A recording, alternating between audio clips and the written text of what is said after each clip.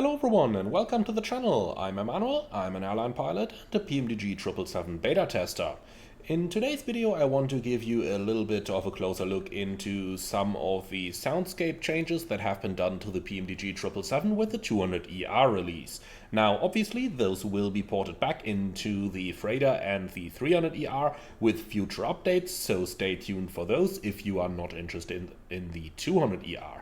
In any case, let's get right into it. As Robert has already announced in his release announcement on the forum, the sounds have really been reworked based on the focus that you guys have given during the release period of the 300ER and the time thereafter. So new sounds have been added and PMDG has been focusing quite some significant capital investment during the past year to get that done. On top of that, a new sound developer has also been added to the team, and if I may say so, that new sound developer really knows what he's doing, because he happens to be an airline captain as well. So he really has an idea what he's talking about and he is up to the game. He knows what has to be done. So let's go ahead and have a first look into some of the changes. Do note that at the moment everything except for the engines has been done. So the engines have not yet been worked on, which obviously means that you will not hear the engines up to the same standard as the rest of the airplane for the time being. However, it is worth mentioning that some work has been done on the GE90 engines, which is why they do sound a little bit better than the Pratts and the Rolls-Royces at the moment. So let's go ahead and actually power the aircraft up. I did turn up the simulator sound a little bit, so if the sim comes across a bit louder than me in this video, then you now know why. So let's start with the basics, turning on the battery.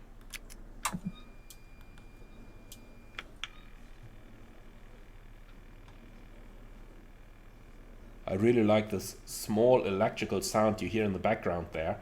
Apart from that though, you will notice that not a lot is happening. That's of course because, well, the battery is pretty much load shedding everything because it just doesn't have enough power available.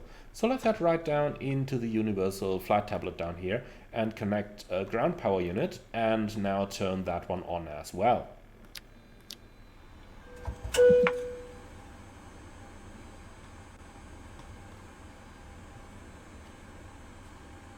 And now the airplane slowly starts coming to life.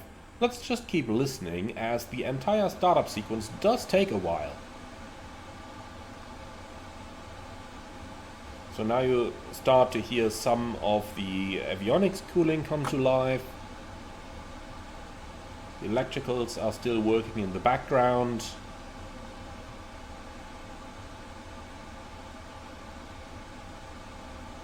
And overall this is going to take a little while.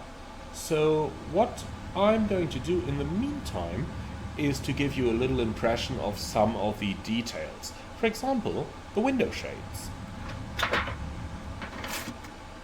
Or would you prefer the sound of the window opening?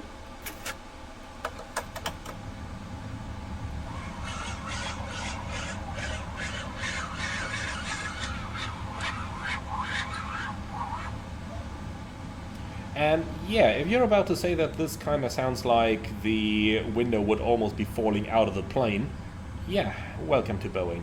If you wanted to sound a bit more decent, you probably want to switch over to Airbus.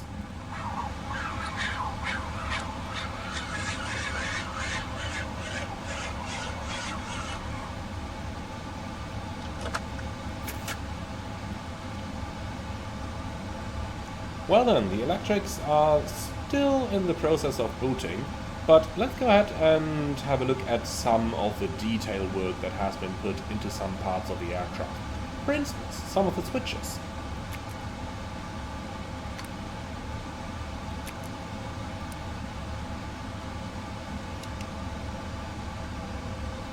Small stuff like that all comes together and adds into the overall sound environment.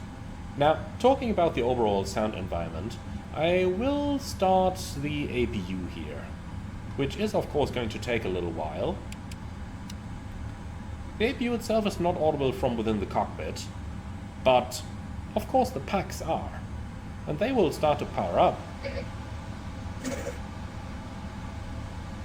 very soon.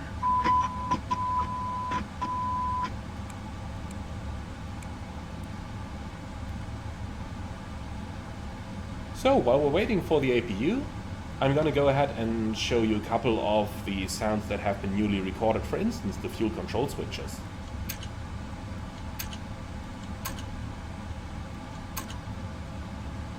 I really like how it's not the same sound, turning them into run and then back into cutoff. Really different sounds there, and I do really appreciate that. The flap lever has also seen a rework. Let's listen to this.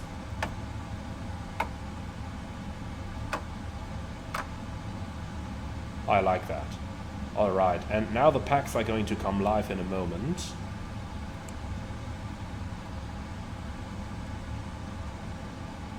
So the APU startup is almost complete. Let's look down here at the air conditioning system.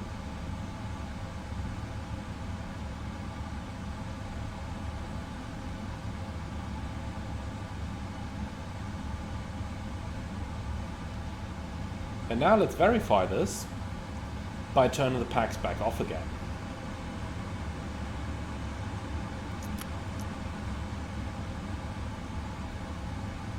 You hear a little bit of a change in the flow on the flight deck there.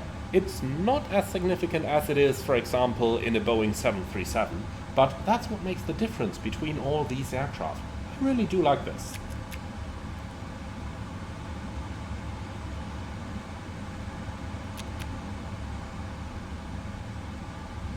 And you can also hear it get a little bit quieter when we turn the recirculation fans off.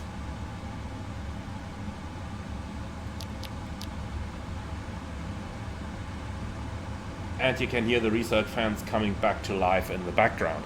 Obviously a lot of that is very, very quiet and going on in the background there. And that's something that you will notice with many wide-body aircraft, and in general with different aircraft types. I was completely stunned when I started the APU on the A330 for the real time, for the first time for real, that's what I wanted to say, turned on the packs, and I basically heard no difference in the flight deck whatsoever. Just a very, very small one. And that was so totally different from the 737, where when you turned on the APU bleed, you had problems speaking to your colleague without the headset on. So this is just a very small example of some of the changes that have been done to the soundscape in the aircraft. There are more things, for example, your armrests, or of course things such as the engine fire switches that we've got over here.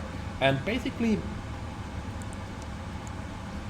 those different sounds all have a somewhat different soundscape. And something that I really like about the product is that you have so many individual recordings for all the individual switches, giving it a very, very nice ambience.